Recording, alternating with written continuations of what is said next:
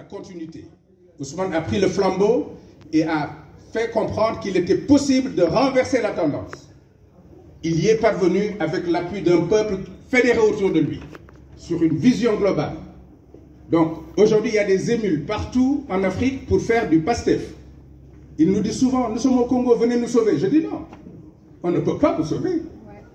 Il vous faut un homme, il vous faut des idées, une vision, faire adhérer le peuple autour de ces idées, de cette vision, et vous y parviendrez également. Donc, c'est le domaine du possible. Donc, moi, je voulais assez rapidement rappeler les exactions de notre ami, du dictateur, le monstre Macky Sall.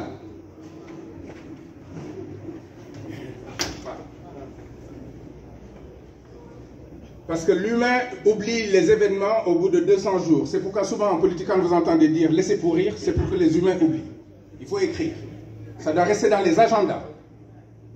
Le régime de ce monstre a commencé par l'achat d'armes en quantité largement suffisante pour faire taire le peuple, tuant à volonté une centaine de jeunes qui ont osé s'opposer aux habits autoritaires et morbides qu'il aura amorcés. Le monstre, son fils et son épouse procèdent à des tueries de masse, les corps étant jetés dans la nuit pour camoufler leur forfait. Plusieurs témoignages en attestent pour une centaine de corps. Ces tueries sont opérées par des recrues dits nervis, sélectionnés par la famille du monstre. 2 gendarmes, DJ Badjis, Sambou, et comment il s'appelait l'autre? Philbert Sambou, donc, sont morts, les corps jamais retrouvés. Le président Sonko a été assigné à résidence surveillée dans un vide juridique notable. Le fils du président Sonko est interdit d'aller à l'école. Bien. Des véhicules non immatriculés sillonnent les rues de Dakar pour procéder à des tueries, les nervis aux côtés de la police à bord.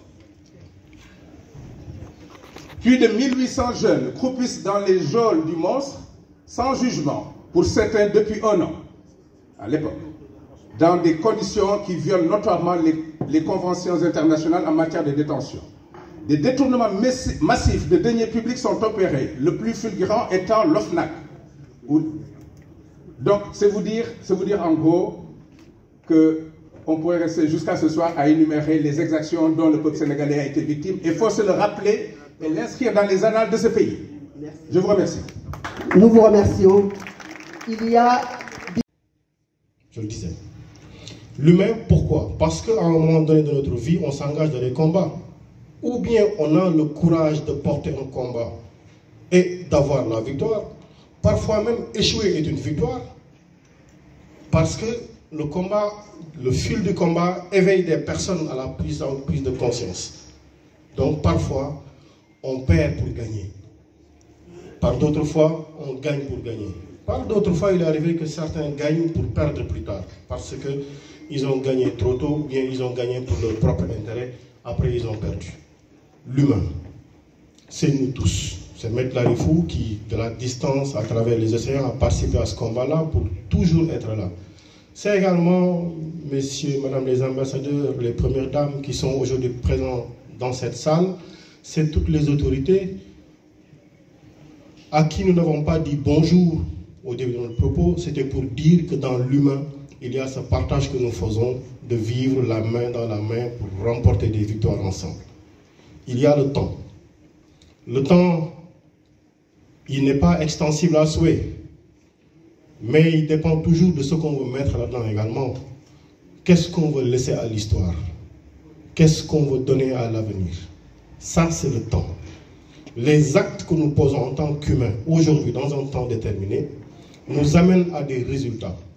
Et le résultat, c'est ce que nous disons du Sénégal, une vitrine de la démocratie, qui va être très proche du Rubicon, mais qui n'a pas franchi, parce qu'il a les ressorts suffisamment solides de personnes conscientes des enjeux.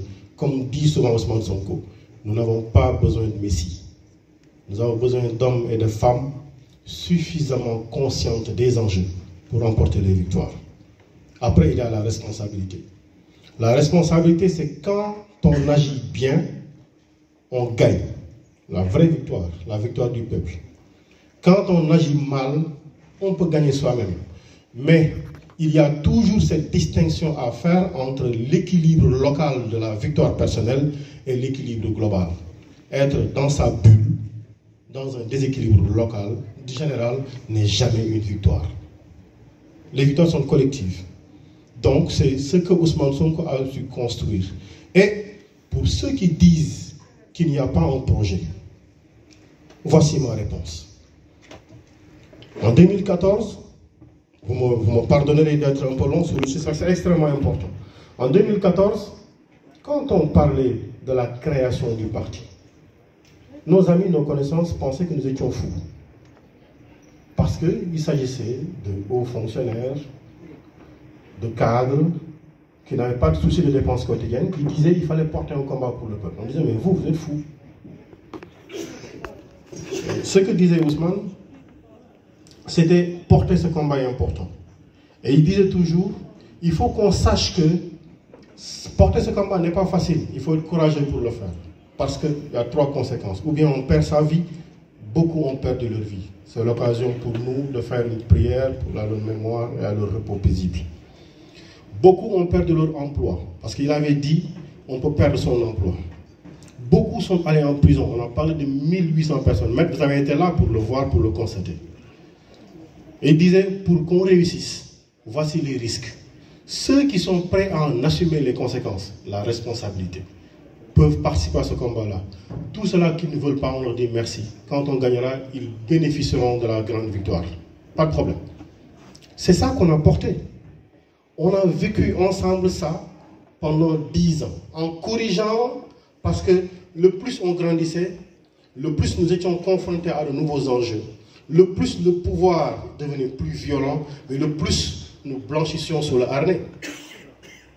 Et nous sommes devenus ces hommes-là et ces femmes-là avec ces mensurations de combattants qui étaient prêts à gouverner. C'est ce qui est arrivé aujourd'hui. Je disais donc, à ceux qui disent qu'il n'y a pas un projet, mais c'est quoi un projet?